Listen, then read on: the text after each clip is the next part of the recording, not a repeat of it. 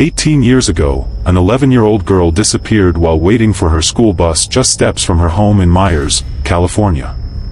Her stepfather watched helplessly as a stranger forced her into a car and vanished. The FBI launched a massive search. Thousands of volunteers joined the effort. Years passed. No trace of the little girl was found. The case slowly became one of America's most heartbreaking missing child mysteries. But while investigators searched across California and Nevada, the kidnapper was hiding her in a secret backyard compound behind an ordinary suburban home. Even more shocking, he was a convicted kidnapper and registered sex offender on parole. Over the next 18 years, parole officers visited his property dozens of times. Police received warnings. Neighbors reported suspicious activity. Yet nobody found the missing child. Then, in 2009, a routine meeting at a university campus exposed a secret that had remained hidden for nearly 2 decades. What investigators discovered shocked the entire nation and revealed one of the greatest law enforcement failures in modern American history. Viewer discretion is advised. This is the true story of JAYCEE Lee Dugard, one of the most shocking abduction cases in American history, and the unbelievable chain of failures that allowed a convicted kidnapper to keep a child captive for nearly 2 decades. Before we continue, take a moment to like this video, subscribe to Cold Case 247, and let us know where you're watching from. Stories like this remind us how important it is to stay aware and never ignore the warning signs around us. The summer of 1991 was a time of optimism across the United States. The Gulf War had ended. The Cold War was drawing to a close. Many Americans felt that the world was becoming safer. In the mountain community of Meyers, California, life moved at a peaceful pace. Surrounded by towering pine trees and located just outside South Lake Tahoe, the town was known for its quiet neighborhoods and close-knit community. Children played outside without constant supervision. Neighbors looked out for one another. Families felt secure. Among those families was the Probin family. Terry Probin was raising her daughter, JAYCEE Lee Dugard. JAYCEE was 11 years old. Friends remembered her as cheerful, energetic, and full of life. She enjoyed spending time outdoors and had the kind of smile that could light up a room. Like most children her age, she was excited that summer vacation was approaching. School was almost out. Long carefree days were just around the corner. No one knew that everything was about to change. On the morning of June 10, 1991, JAYCEE prepared for school as she always did. Her stepfather, Carl Probin, drove her to the bus stop near their home. The stop was only a short distance away. It seemed completely safe. Carl watched her get out and then returned to the yard to continue some morning chores. Only a few minutes passed. Then a gray sedan appeared. Inside the vehicle were Philip Garrido and his wife, Nancy Garrido. What happened next unfolded with terrifying speed. Philip stepped out of the car. He approached JAYCEE. Using a stun gun, he attacked the unsuspecting child.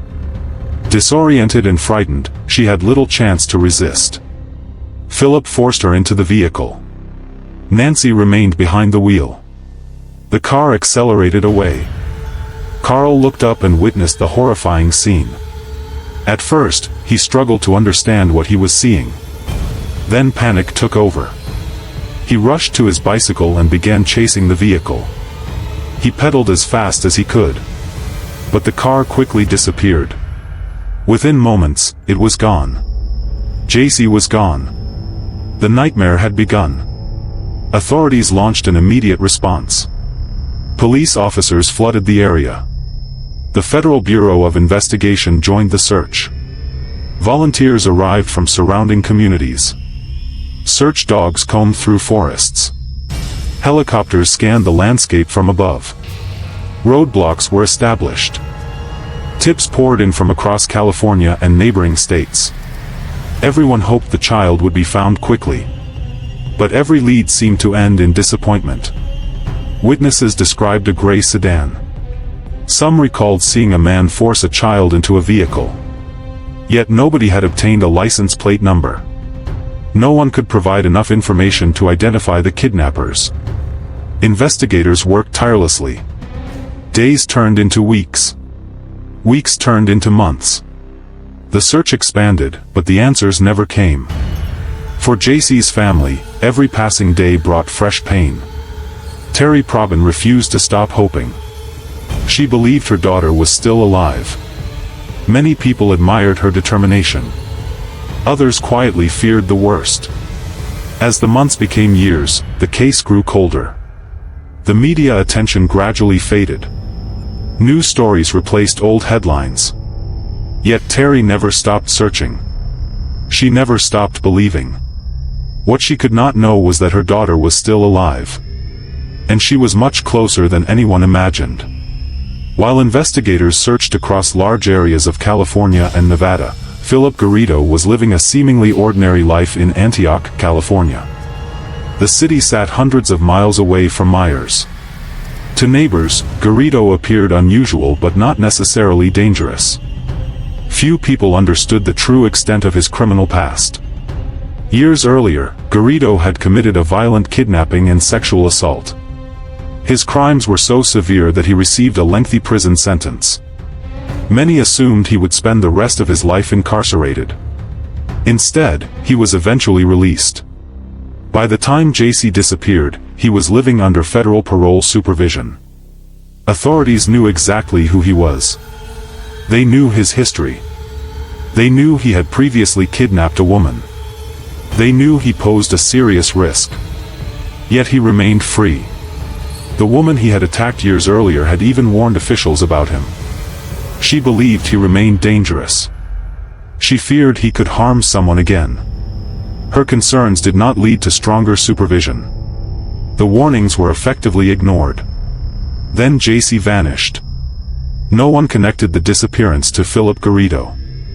The investigation focused elsewhere. Meanwhile, the man responsible quietly returned home with his victim. Behind Garrido's suburban house existed a hidden world. From the street, the property looked ordinary. People drove past without a second thought. Neighbors saw a normal home. Nothing appeared remarkable. But concealed behind fences, tarps, sheds, and dense vegetation was a secluded compound. It was hidden from public view. This secret area would become JAYCEE's prison. She was isolated from the outside world. Separated from everyone she loved. Removed from school. Denied a normal childhood.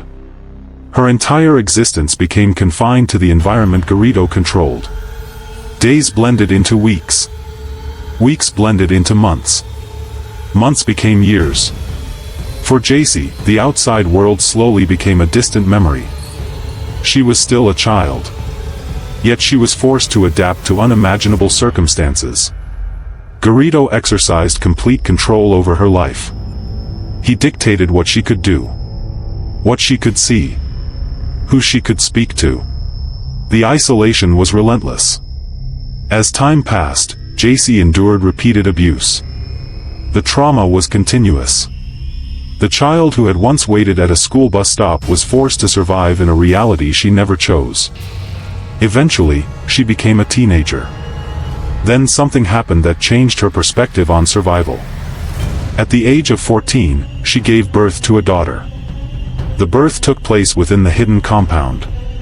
There was no hospital. No medical team. No proper support. Despite the difficult circumstances, she became a mother. Several years later, she gave birth to a second daughter. The girls grew up within the compound. The outside world had no record of their existence. They attended no public schools. They had no normal childhood experiences. Their lives unfolded entirely within the environment Garrido controlled. For JAYCEE, motherhood became a source of strength. Her daughters gave her a reason to keep going. Every decision she made revolved around protecting them. Many people later wondered why she did not escape. Why she did not simply run. But those questions often overlook the reality of long-term captivity. Garrido did not rely solely on physical confinement. He created a system of psychological control. Years of isolation changed how the world appeared. Fear became constant. Dependence became unavoidable. The boundaries between survival and freedom became increasingly complicated. JAYCEE later explained that her daughters were one of the main reasons she endured. She focused on keeping them safe. She focused on helping them survive. That responsibility shaped every choice she made. As the years passed, the compound continued expanding. Additional sheds appeared. New tents were erected. The hidden area became larger. And astonishingly, authorities continued missing it. This is where the story becomes almost impossible to believe. Philip Garrido was not hiding from law enforcement. He was a registered sex offender. He remained under supervision. Parole officers visited his property repeatedly. Year after year, they arrived at the house. They knocked on the door. They spoke with Garrido. They completed paperwork. Then they left. Again and again. Over and over. Dozens of visits. Dozens of opportunities. Yet no one thoroughly inspected the backyard. No one discovered the hidden compound. No one found JAYCEE. No one found her daughters. Only a short distance separated freedom from captivity. A fence. A few structures. A hidden area. That was all. Yet the truth remained concealed. The failures did not stop there. A neighbor eventually noticed something unusual. People appeared to be living in tents. Children's voices could be heard. The situation seemed strange enough to report. Police received the information. Officers responded. They spoke with Garrido. Then they left. Again, the compound remained unchecked. Again, the truth remained hidden. Years continued passing. The missing child remained captive. The system failed repeatedly. And no one realized it. If you're still watching at this point, drop a comment with "I'm still here." Let's see who's truly following this shocking story. By 2009, 18 years had passed since JAYCEE disappeared. Many people assumed she would never be found. Cases involving missing children rarely end with reunions after such a long period of time. The odds seemed impossible. Then fate intervened in a completely unexpected way. Philip Garrido visited the University of California, Berkeley. He wanted permission to host a religious event. On the surface, the request appeared routine. Yet something felt wrong. Staff members who interacted with him noticed unusual behavior. His mannerisms raised concerns. The young girls accompanying him appeared uncomfortable. The situation felt off. Unlike others who had overlooked warning signs, these individuals trusted their instincts. One employee reported concerns to campus police. A background check quickly revealed Garrido's criminal history. What investigators discovered immediately raised alarm. A convicted kidnapper and rapist was appearing on campus with teenage girls who did not seem to exist in official records. Questions multiplied. Who were the girls? Why were they absent from parole documentation? What was really happening? Authorities decided to investigate further.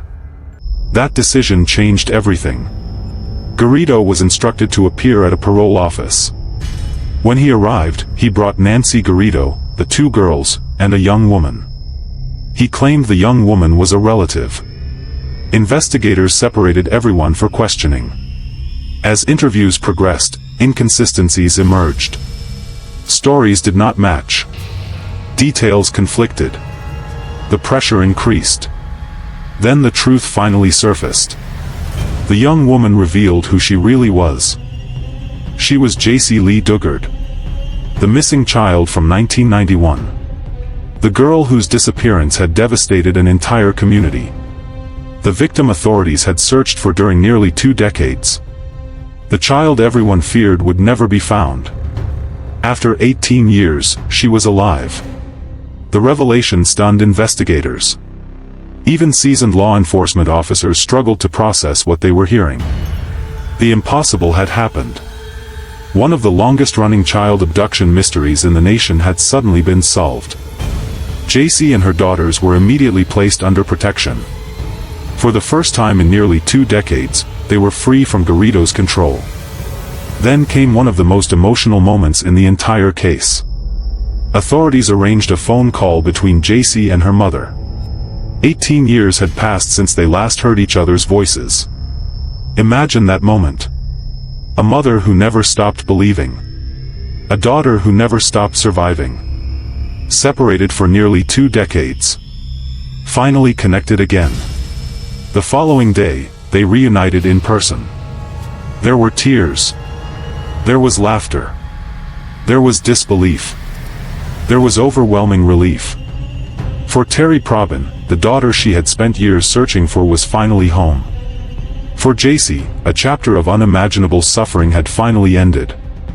But another chapter was just beginning. Investigators now faced the task of uncovering everything that had happened during those 18 years. The details were disturbing. The scale of the failures became impossible to ignore. Philip and Nancy Garrido were arrested. The list of charges was extensive. Kidnapping, sexual assault, false imprisonment, crimes spanning nearly 2 decades. The evidence against them was overwhelming. As legal proceedings moved forward, prosecutors faced an important decision. They wanted accountability. But they also wanted to protect JAYCEE and her daughters from reliving their trauma in open court. Eventually, both defendants agreed to plead guilty. The admissions eliminated the need for a lengthy trial. The guilty pleas also ensured that responsibility could no longer be denied. When sentencing finally arrived, JAYCEE chose not to sit in the courtroom. Instead, she prepared a statement. Her words were powerful. She described the years that had been stolen. The suffering inflicted on her family. The damage that could never be fully undone. Her mother read the statement aloud. The courtroom listened in silence. The impact was profound. The judge imposed a sentence that reflected the enormity of the crimes. Philip Garrido received 431 years to life in prison. Nancy Garrido received 36 years to life. The message was clear. Neither would ever truly experience freedom again. Yet even after the sentencing, one question continued haunting the public. How did this happen? How did a convicted kidnapper under supervision manage to hold a child captive for 18 years? How did authorities miss so many opportunities? How did parole officers visit the property repeatedly without discovering the truth? The answers pointed toward systemic failures. Failures that extended far beyond one offender. Failures involving oversight. Failures involving accountability. Failures involving missed warning signs. Eventually, JAYCEE pursued legal action against the state of California. The case resulted in a massive settlement. The agreement acknowledged that mistakes had been made. It recognized that opportunities to rescue her had been missed. For many observers, the settlement represented an admission that the system had failed. Yet no amount of money could restore the years that were lost. No settlement could return the childhood that was stolen. No legal outcome could erase the trauma. What happened next, however, became one of the most inspiring parts of the story. JAYCEE refused to let her identity be defined solely by victimhood. She focused on rebuilding her life. She shared her experiences through writing. She became an advocate for survivors. She worked to help others facing unimaginable trauma. People who met her often described her resilience as remarkable. Despite everything she endured, she continued moving forward. Her story became one of survival. One of courage. One of determination. It also became a reminder of how dangerous it can be when warning signs are ignored. The tragedy was not simply that a child was abducted. The tragedy was that so many opportunities existed to stop it sooner. Opportunities that came and went. Opportunities that might have changed everything. Yet through it all, JAYCEE survived. She survived the kidnapping. She survived the isolation. She survived the years of captivity. And eventually, she reclaimed her life. Today, the case remains one of the most shocking criminal investigations in modern American history. Not only because of the crimes themselves, but because the victim was hidden so close to the very institutions responsible for protecting the public. The truth was there. The clues were there. The warnings were there. Yet it took 18 years for someone to finally connect the dots. And it happened because a few individuals trusted their instincts when something did not feel right.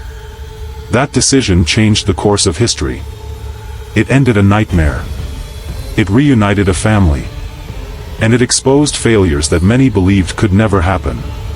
But they did. And that is why this case continues to be remembered. Not just as a story of evil, but as a story of survival, resilience, hope, and the importance of never ignoring what your instincts are trying to tell you. If this story shocked you, make sure to like this video, share it with someone who follows true crime, and subscribe to Cold Case 247 for more real-life investigations, disappearances, and criminal cases that changed history. And before you go, leave a comment below with one word that describes how this case made you feel. Thank you for watching, and we'll see you in the next case.